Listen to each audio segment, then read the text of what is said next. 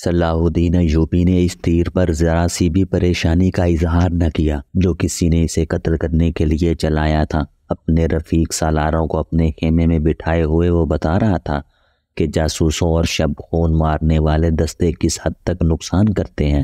وہ کہہ رہا تھا، میں علی بن سفیان کو ایک ہدایت دے چکا ہوں، لیکن اس پر عمل درآمد نہیں ہو سکا کیونکہ فوراً ہی مجھے اس حملے کی خبر ملی اور عمل درآمد ادھورا رہ گیا۔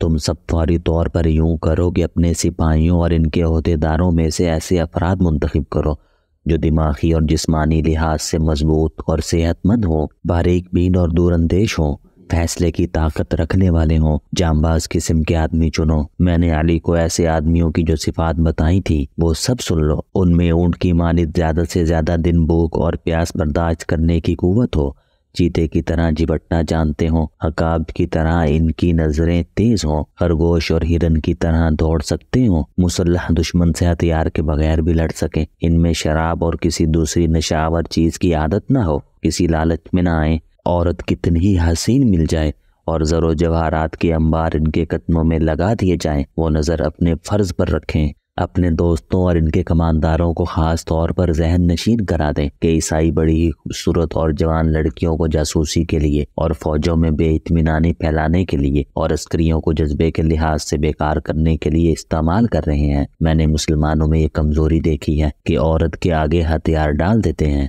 میں مسلمان عورت کو ان مقاصد کے لیے دشمن کے علاقے میں کبھی نہیں بھیجوں گا۔ ہم عصمتوں کے محافظ ہیں، عصمت کو ہتھیار نہیں بنائیں گے۔ علی بن سفیان نے چند ایک لڑکیاں رکھی ہوئی ہیں، لیکن وہ مسلمان نہیں، وہ عیسائی بھی نہیں، مگر میں عورت کا قائل نہیں۔ محافظ دستے کا کمانڈر خیمے میں آیا اور اطلاع دی کہ محافظ کچھ لڑکیوں اور آدمیوں کو ساتھ لائے ہیں۔ سلطان ایوبی باہر نکلا، اس کے تینوں سالار بھی ساتھ تھے۔ باہر 5 آدمی کھڑے تھے جن کے لمبے چوغے دستاریں اور ڈیل ڈول بتا رہی تھی کہ وہ تاجر ہیں اور سفر میں ہیں۔ ان کے ساتھ 7 لڑکیاں تھیں، 7 جوان تھی اور ایک سے ایک بڑھ کر خوبصورت۔ ان محافظوں میں سے ایک نے جو سلطان پر تیر چلانے والے کی تلاشی میں گئے تھے بتایا کہ انہوں نے تمام علاقہ چھان مارا، انہیں کوئی آدمی نظر نہیں آیا۔ دور پیچھے گئے تو یہ لوگ 3 اونٹوں کے ساتھ ڈیرے ڈالے ہوئے تھے۔ کیا ان کی تلاشی لی ہے؟ ایک سالار نے پوچھا۔ لی ہے، محافظ نے جواب دیا۔ یہ کہتے ہیں کہ تاجر ہیں، ان کا سارا سامان کھلوا کر دیکھا ہے، جامعہ تلاشی بھی لی ہے، ان کے پاس ان خنجروں کے سوا اور کوئی ہتھیار نہیں۔ اس نے 5 خنجر سلطان ایوبی کے قدموں میں رکھ دیے۔ ہم مراکش کے تاجر ہیں، ایک تاجر نے کہا، سکندریہ تک جائیں گے۔ 2 روز گزرے، ہمارا قیام یہاں سے 10 کوس پیچھے تھا۔ پرسوں شام یہ لڑکیاں ہمارے پاس آئیں، ان کے کپڑے بھیگے ہوئے تھے۔ انہوں نے بتایا کہ یہ سسلی کی رہنے والی ہیں۔ انہیں عیسائی فوج کا ایک کماندار گھروں سے پکڑ کر ساتھ لے آیا اور ایک بحری جہاز میں جا سوار کیا۔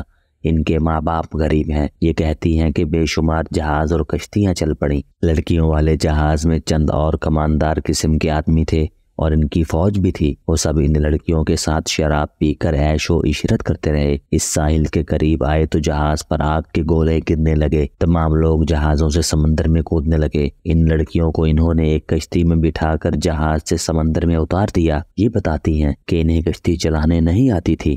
کشتی سمندر میں ڈولتی اور بھٹکتی رہی، پھر ایک روز خود ہی ساحل سے آ لگی۔ ہمارا قیام ساحل کے ساتھ تھا، یہ ہمارے پاس آ گئی، بہت ہی بری حالت میں تھی۔ ہم نے انہیں پناہ میں لے لیا، انہیں ہم دھتکار نہیں سکتے تھے۔ ہمیں کچھ سمجھ نہیں آ رہی تھی کہ ان کا کیا کریں۔ پچھلے پڑاؤ سے یہاں تک انہیں ساتھ لائے ہیں۔ یہ سوار آ گئے اور ہمارے سامان کی تلاشی لینے لگے۔ ہم نے ان سے تلاشی کی وجہ پوچھی تو انہوں نے بتایا کہ سلطان صلاح الدین امیر مصر کا حکم ہے۔ ہم نے ان کی منت سماجت کی کہ ہمیں اپنے سلطان کے حضور لے چلو۔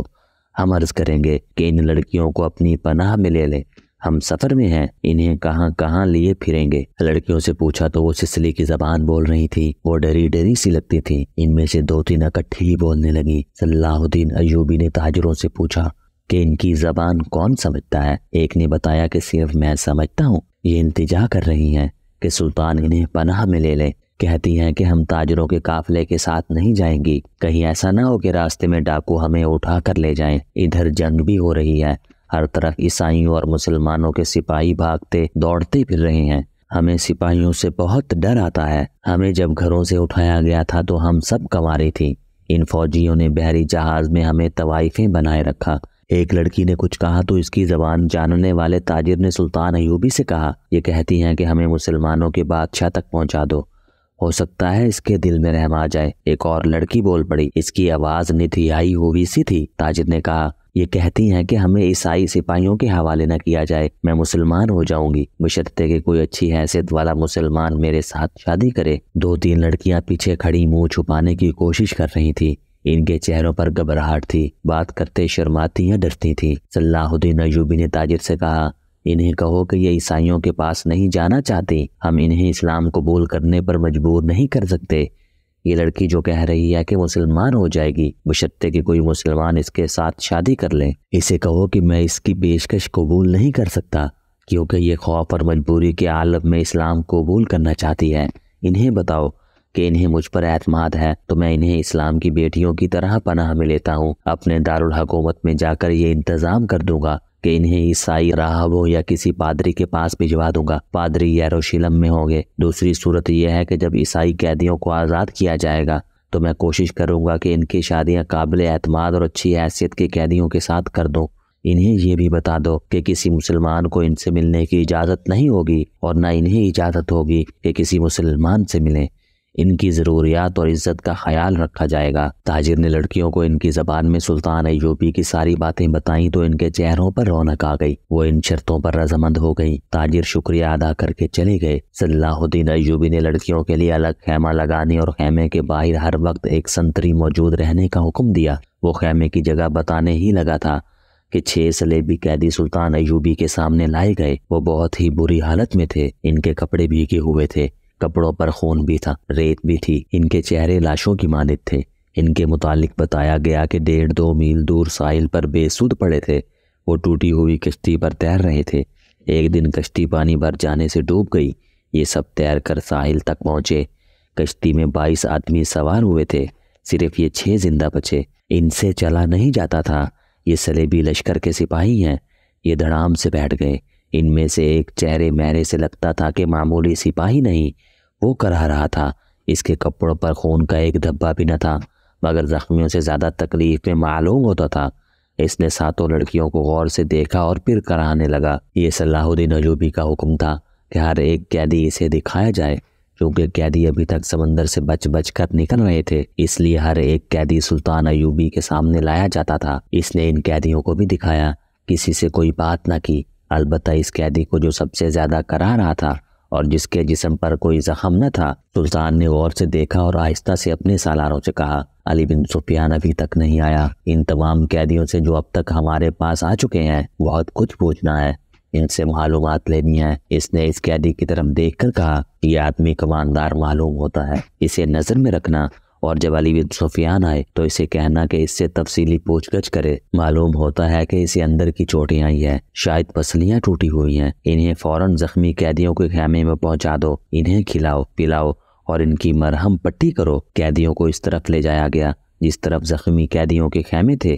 لڑکیاں انہیں جاتا دیکھتی رہیں، پھر ان لڑکیوں کو بھی لے گئے۔ فوج کے خیموں سے تھوڑی دور لڑکیوں کے لیے خیمہ نصب کیا جا رہا تھا، وہاں سے کوئی 100 قدم دور زخمی قیدیوں کے خیمے تھے، وہاں بھی ایک خیمہ گاڑا جا رہا تھا اور 6 نئے زخمی قیدی زمین پر لیٹے ہوئے تھے۔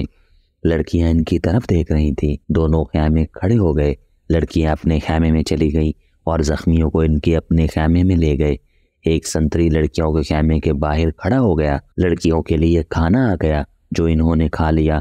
پھر ایک لڑکی خیمے سے نکل کر اس خیمے کی طرف دیکھنے لگی جس میں نئے 6 زخمی قیدیوں کو لے گئے تھے۔ اس کے چہرے پر اب گھبراہٹ اور خوف کا کوئی تاثر نہیں تھا۔ سنتری نے اسے دیکھا اور اس نے سنتری کو دیکھا۔ لڑکی نے مسکرا کر اشارہ کیا کہ وہ زخمیوں کے خیمے کی طرف جانا چاہتی ہے۔ سنتری نے سر ہلا کر اسے روک دیا۔ لڑکیوں کو خیمے سے دور جانے یا کسی سے ملنے کی اجازت نہیں تھی۔ لڑکیوں اور 6 زخمیوں کے خیموں کے درمیان بہت سے درخت تھے۔ بائیں طرف مٹی کا ایک ٹیلا تھا جس پر جھاڑیاں تھی۔ سورج غروب ہو گیا، پھر رات تاریک ہونے لگی۔ کیمپ کے غلغباڑے پر نیند غالب آنے لگی اور پھر زخمیوں کے کرہانے کی آوازیں رات کے سکوت میں کچھ زیادہ ہی صاف سنائی دینے لگی۔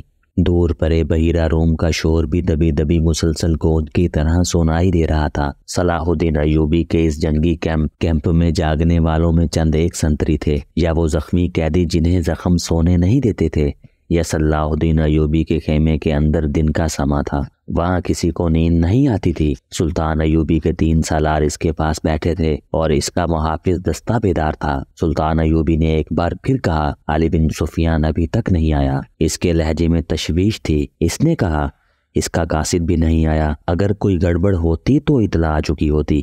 ایک سالار نے کہا، معلوم ہوتا ہے وہاں سب ٹھیک ہے، امید تو یہیں رکھنی چاہیے۔ صلاح الدین ایوبی نے کہا، لیکن 50,000 کے لشکر نے بغاوت کر دی تو سنبھالنا مشکل ہو جائے گا۔ وہاں ہماری نفری 1,500 سوار اور 2,700 پیادہ ہے۔ ان کے مقابلے میں سوڈانی بہتر اور تجربہ کار عسکری ہیں اور تعداد بہت زیادہ ہے۔ ناجی اور اس کے سازشی ٹولے کے خاتمے کے بعد بغاوت ممکن نظر نہیں آتی۔ ایک اور سالار نے کہا، قیادت کے بغیر سپاہی بغاوت نہیں کریں گے، پیش بندی ضروری ہے۔ صلاح الدین ایوبی نے کہا، لیکن علی آ جائے تو پتہ چلے گا کہ پیش بندی کس قسم کی جائے۔ صلیبیوں کے روکنے کے لیے تو سلطان ایوبی خود آیا تھا، لیکن دارالحکومت میں سوڈانی فوج کی بغاوت کا خطرہ تھا۔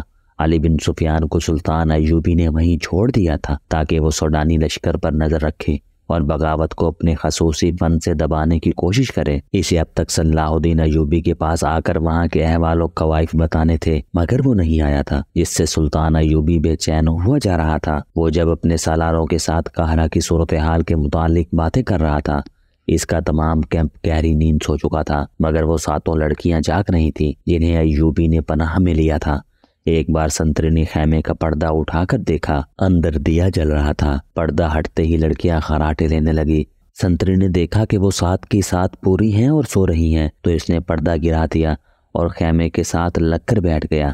خیمے کے پردے کے ساتھ جو لڑکی تھی، اس نے نیچے سے پردہ ذرا سا اوپر اٹھایا، پردہ آہستہ سے چھوڑ کر اس نے ساتھ والی کے کان میں کہا، بیٹھ گیا ہے۔ ساتھ والی نے اگلی لڑکی کے کان میں کہا، بیٹھ گیا ہے، اور اس طرح کانوں کان یہ اطلاع 7 لڑکیوں تک پہنچ گئی کہ سنتری بیٹھ گیا ہے۔ ایک لڑکی جو خیمے کے دوسرے دروازے کے ساتھ تھی، آہستہ سے اٹھ بیٹھی اور بستر سے نکل گئی۔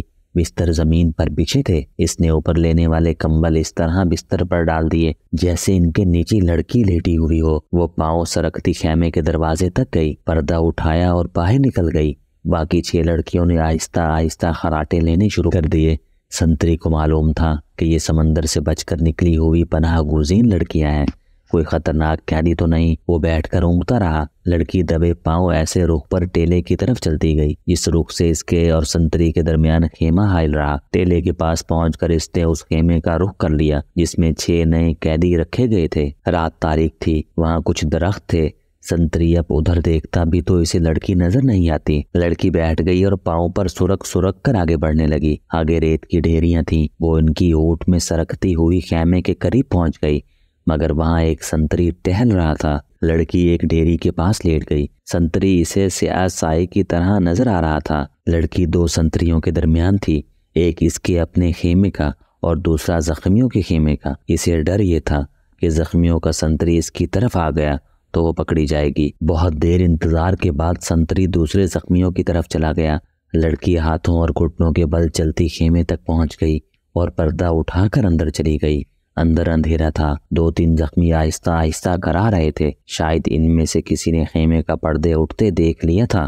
اس نے نحیف آواز میں پوچھا، کون ہے؟ لڑکی نے منہ سے شین کی لمبی آواز نکالی اور سرگوشی میں پوچھا، رابن کہاں ہے؟ اسے جواب ملا، ادھر سے تیسرا۔ لڑکی نے تیسرے آدمی کے پاؤں ہلائے تو آواز آئی، کون ہے؟ لڑکی نے جواب دیا، موبی۔ رابن اٹھ بیٹھا، ہاتھ لمبا کر کے لڑکی کو بازو سے پکڑا اور اسے اپنے بستر میں گھسیٹ لیا۔ اسے اپنے پاس لٹا کر اوپر کمبل ڈال دیا۔ میں اس اتفاق پر حیران ہو رہا ہوں کہ ہماری ملاقات ہو گئی۔ رابن نے لڑکی کو اپنے ساتھ لگا کر کہا، یہ ایک معجزہ ہے جس سے ظاہر ہوتا ہے کہ خدا یسوع مسیح کو ہماری کامیابی منظور ہے۔ ہم نے بہت بڑی شکست کھائی ہے، لیکن یہ سب دھوکہ ہے۔ یہ وہی زخمی قیدی تھا جو دوسروں سے الگ تھلگ اور چہرے مہرے اور جسم سے معمولی سپاہی نہیں بلکہ اعلیٰ رتبے کا لگتا تھا۔ صلاح الدین ایوبی نے بھی کہا تھا کہ یہ کوئی معمولی سپاہی نہیں، اس پر نظر رکھنا، علی بن سفیان اس سے تفتیش اور تحقیق کرے گا۔